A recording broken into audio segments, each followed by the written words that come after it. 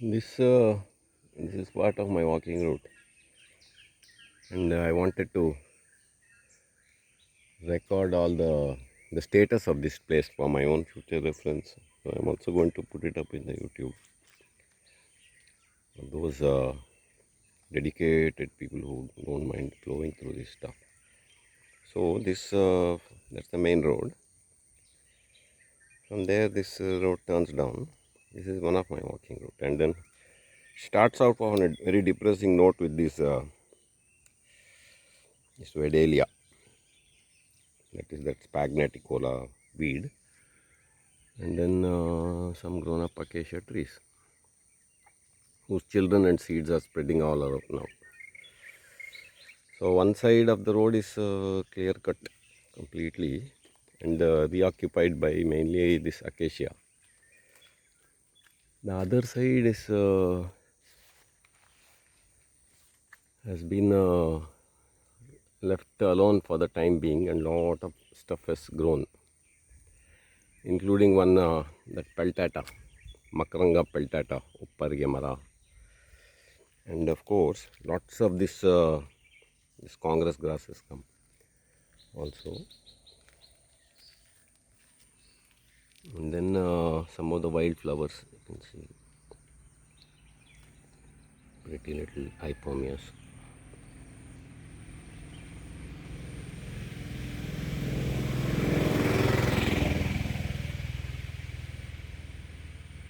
Very pretty when you look up at them in close quarters.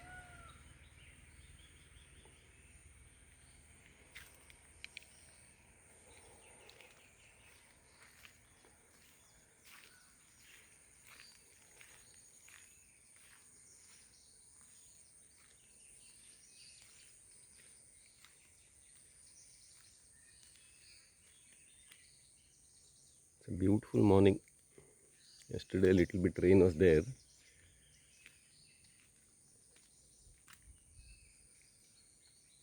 Lot of plants I was able to identify just on this stretch. On the right hand side of this road, there is some kind of a tertiary growth, I think. Anyways, luckily this acacia started establishing itself there, but it's not overtaken everything.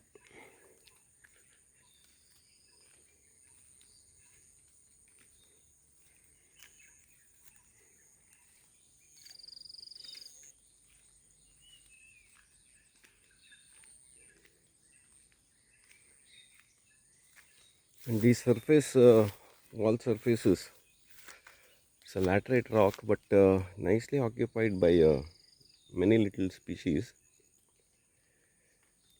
When you look at this kind of place, you will get an idea about what are the good species for vertical gardens, natural, that is Indian version without desi plants. So yesterday I had done a video on this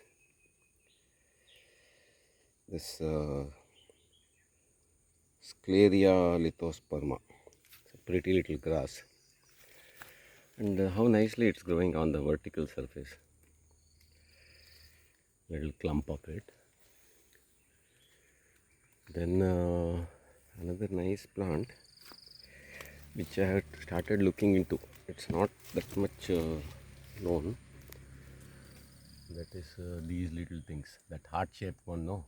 It has a slight fluorescent color also. In the certain lighting, it shines. And how beautifully it's growing on the pure laterite rock. And of course, little ferns and all you can see. This is a very interesting little plant, single-leaved plant that I'll be covering in a few days. Then this also looks interesting. It could be that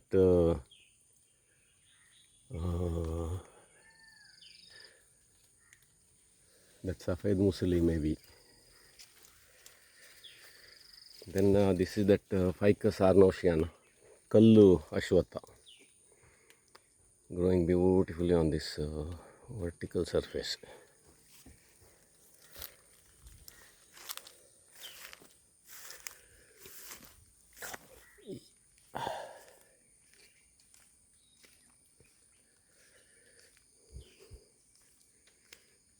One more. I'm slowly developing a liking for this little grass, this Scleria lithosperma. Beautiful, pretty little thing.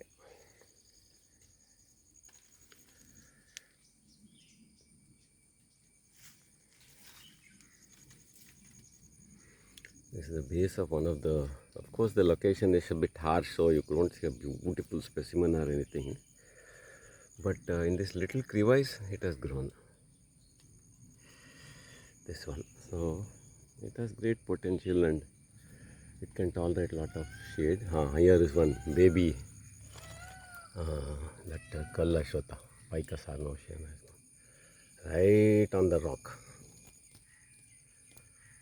No mud, no gardener, nobody. Looking quite happy also. Numerous other species are there. I'm trying to use this opportunity to learn about them. Then these acacias have successfully taken over this valley completely. That I already covered in one of my earlier video.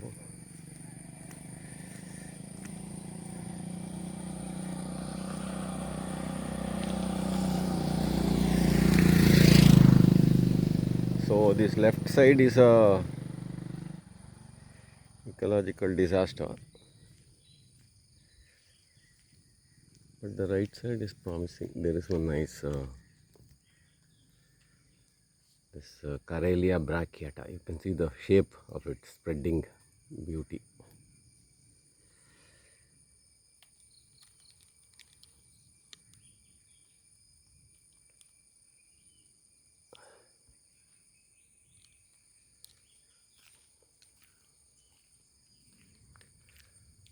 Acacias are making a real headway here. Actually, a small clump of these Karelias have come up there. Probably there is underground stream, some source of water may be there, because there being a freshwater mangrove and all, it requires good amount of water. But you can see that spreading type of shape like that.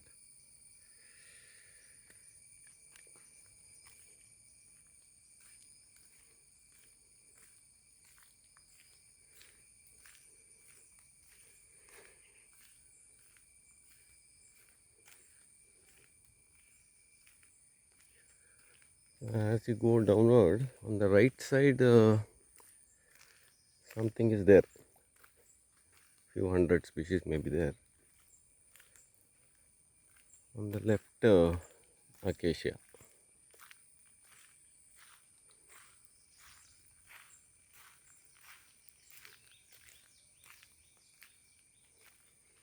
People, of course, have no appreciation of nature, so they throw their rubbish everywhere. There's a very pretty little. See how lush and nice the leaves look, heart-shaped leaves, no? So beautiful. That is once more that Ficus arnoceana. And inside this ditch, some beautiful those Scleria up there. I don't know if you can see there, right at the bottom it's there, one clump. One more is there here. It's a bit deep for me to get down, so I'll not do that. From here itself you can see. Lot of shade, quite a hostile location, vertical surface, but moist and quite shady. So this kind of describes all its requirements. It can be grown in shady areas, moist, poor soil, and once you start appreciating the small details of nature, you will See its beauty also. There is something interesting here.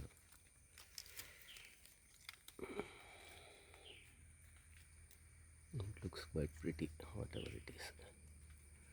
So like this, when you encounter some special feature, when you notice something in the plant, you have to take a good look at it. After that, first register it in your mind, that shape and all. By giving 100% attention, you look at that plant first, leaf, and then flower or whatever you can see. If you can, you touch the leaf to see the texture. So like that, you memorize its shape and some features, and so that if you do that with full attention, you'll never forget that shape again. So later in life, if you encounter it also, you'll know that I have seen this somewhere. And then if it is fruiting, flowering, such occasions, then you take a photo. That's easy to identify. You need the leaf, and then flower, fruits, all such things are useful to identify.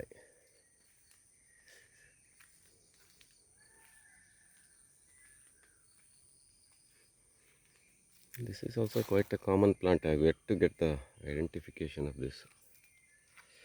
Flowers on the roadside and all, hardy, very tiny flowers.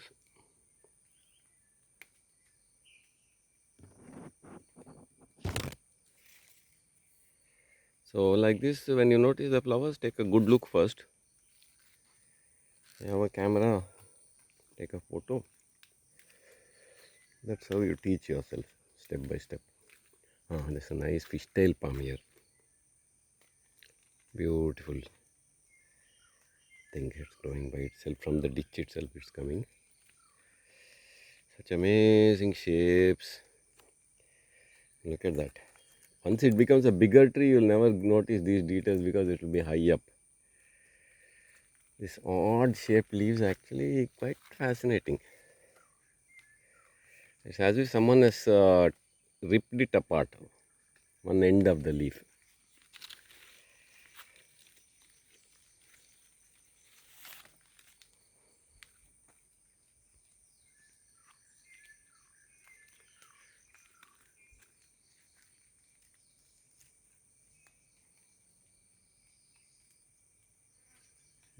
Very pretty.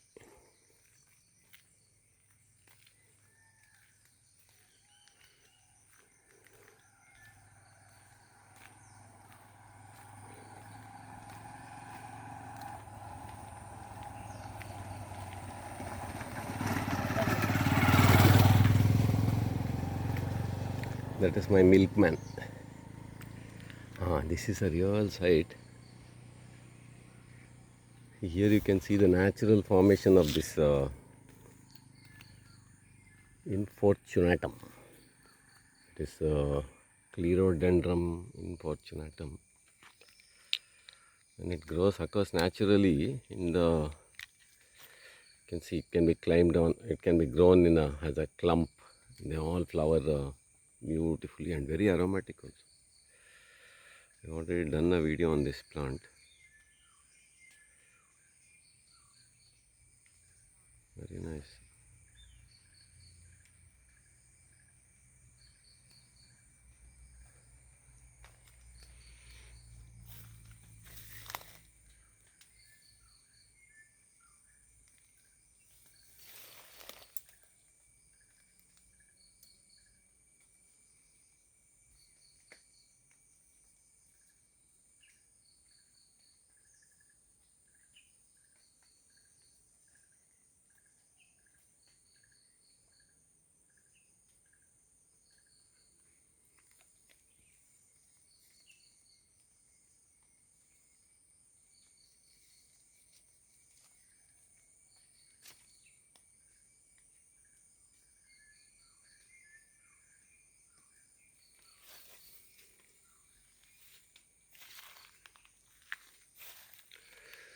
This is the Amplexicolis.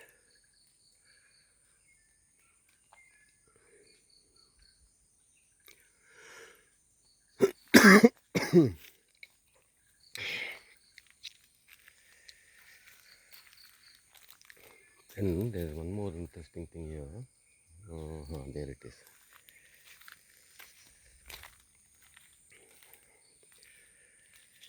These are that Smilax xylenicum roots have formed.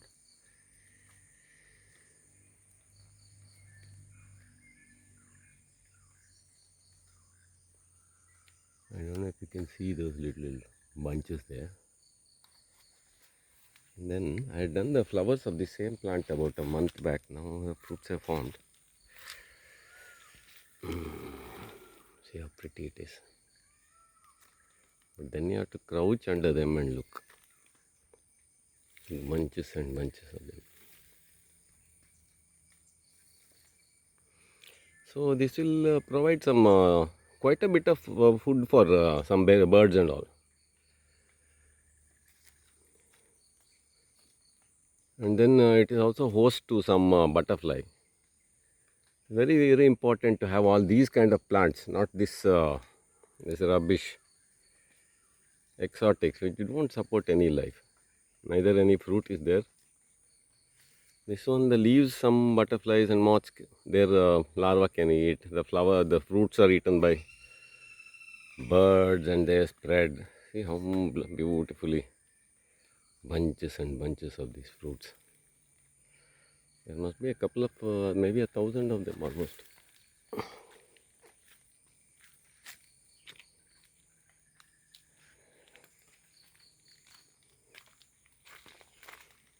So here the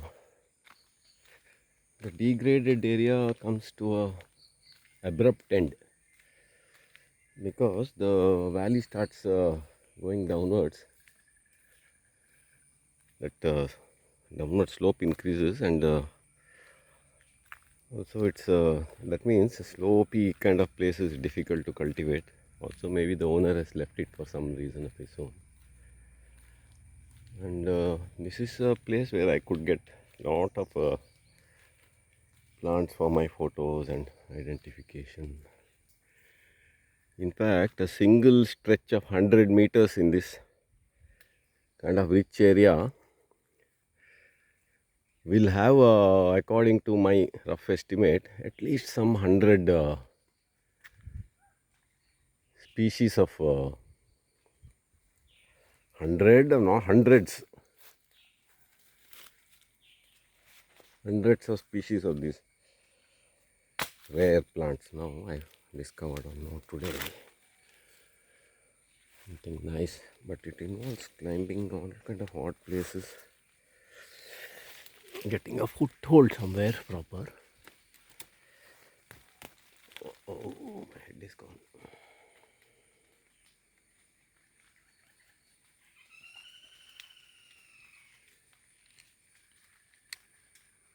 This is something I have not seen before.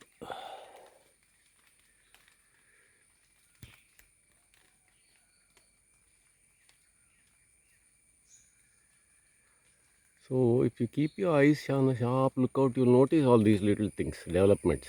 See how pretty it is, huh? Amazing. My God. I think it's the same Smilax.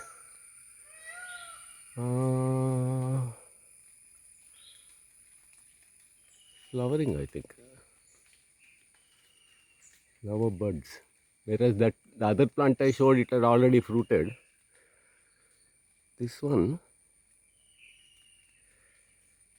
it's a bit of a late starter, but very pretty. So all these kind of phenomena you'll notice. If you, but you have to stand and stare in one place. After some time, the greenery will start segregating in your eyes, and you will start noticing some differences. This is that Amorphophallus, one of them.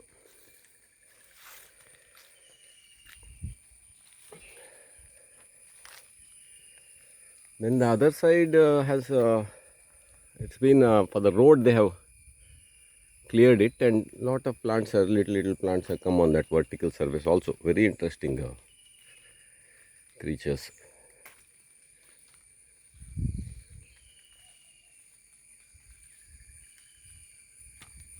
Huge acacias made inroads into this place. Probably if I come here after a few years, you will only find these acacias left. All the Xylenicum and all those kind of odd species. These are the first ones to go.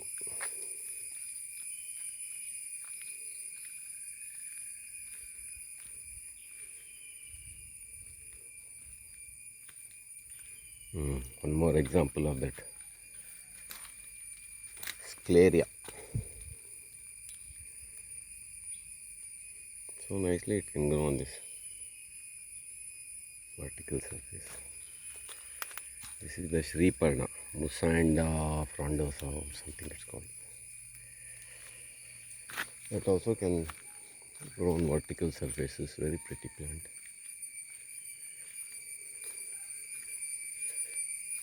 This is this left side. This is what gives me some hope when I see some place like this. This dense greenery is full of all kind of creatures, insects and spiders and all. I don't think we'll ever get a final count, but at least the bigger, flashier items, plants and all, we can. And this is the place where I first encountered the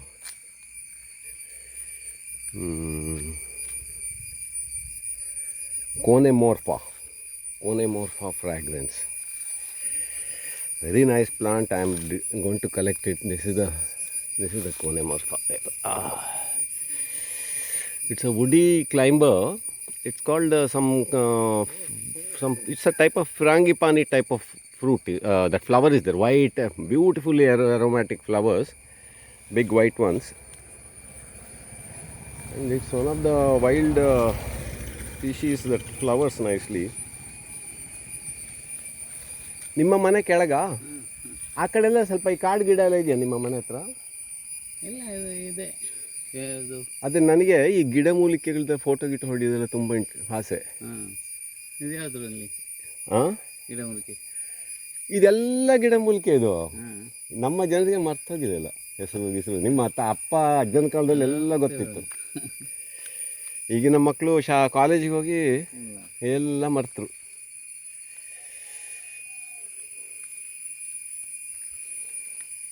One more of that Dioscorea, not Dioscorea.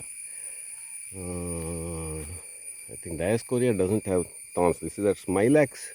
In the Smilax family, this is one variation. That is, the huge leaves are there, huge pink fleshy leaves. And see this, it's so pretty.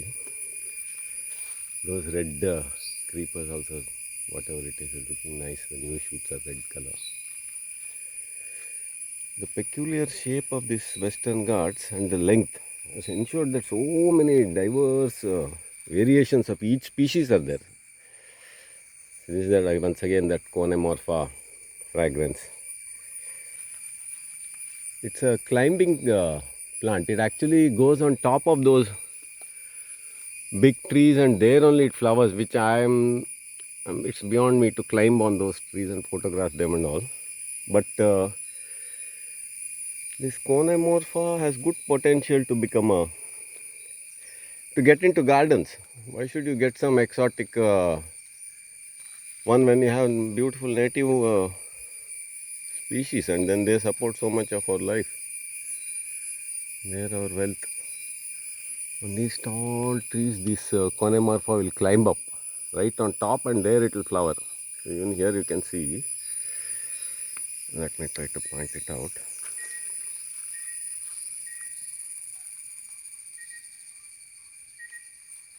Those big leaves that you see, they are all this Conemorpha only. It can poke through the bushy kind of plants and all that, come on top and then it flowers over there. Leaves and flowers settles there and flowers. And it comes nicely from cuttings also. cuttings, and then it sends out new shoots under the ground. They pop out from underground here and there. You can pull it out and make a new plant out of it. This is that same that big leaf, the smilax. This one I have to wait to see what kind of flowers come, maybe later in the year.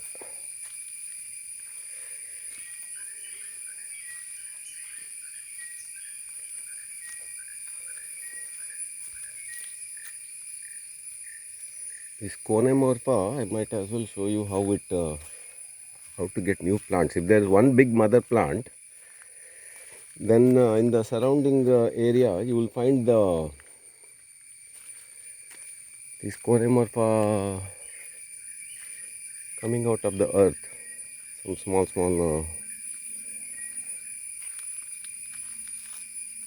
twig kind of thing with a couple of leaves, rooted. So it's quite easy to tug it out, and I saved one and it survived quite nicely. It's hardy. I don't think it's one of those delicate darlings who need constant pampering. Here you have, look.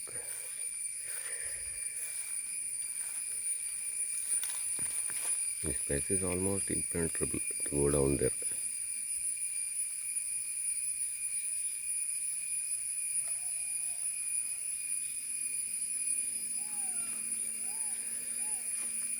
This is the Oligarna arnosiana, Olegar.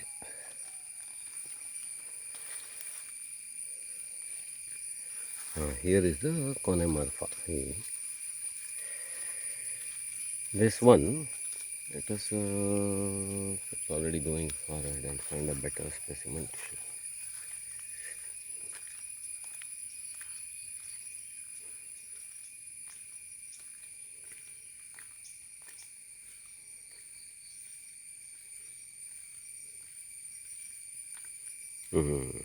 There it is. This is a Conemorpha. So you can see it has come out of the ground here. So if you tug it out, you'll get a new plant. This one also. It's hardy, self-maintaining, flowering, looks also pretty, big leaves once it grows up and gets a good location. You can climb it onto your balcony garden and imaginatively use it in garden space. And hardly you will see in any garden.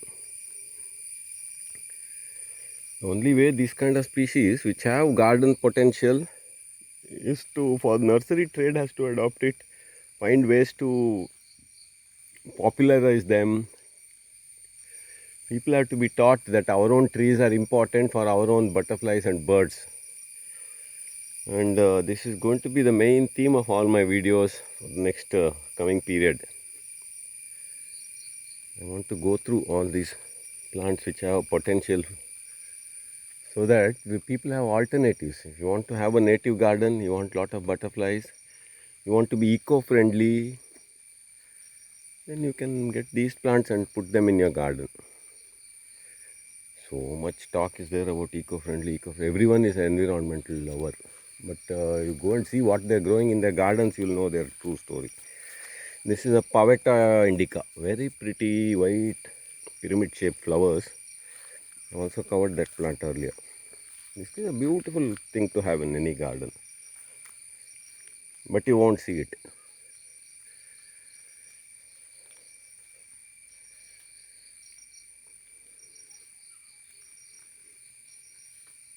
One more of this.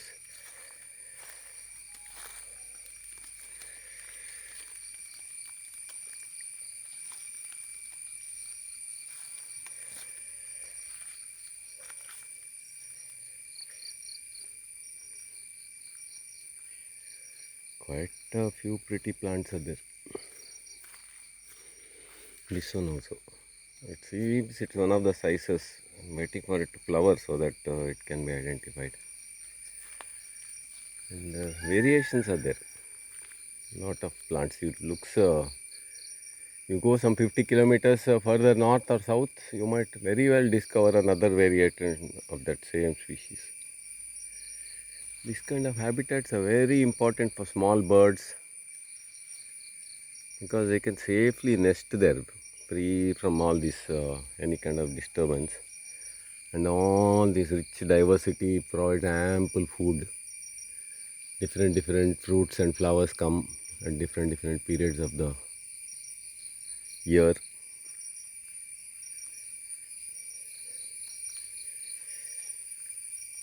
This is a beautiful example of that Pothos scandens.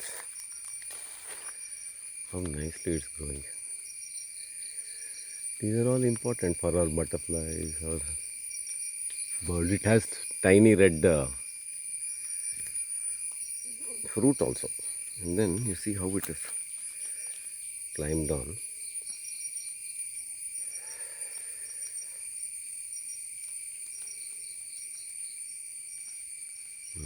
Very nice.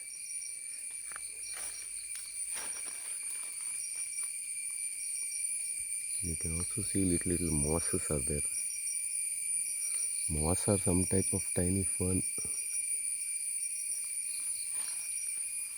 So this has become my longest ever video. It's mainly for my reference, so I'm going to write boldly that it's boring, don't watch. It's only meant for absolute fanatics. Okay, so half of my walking route I have covered on one side.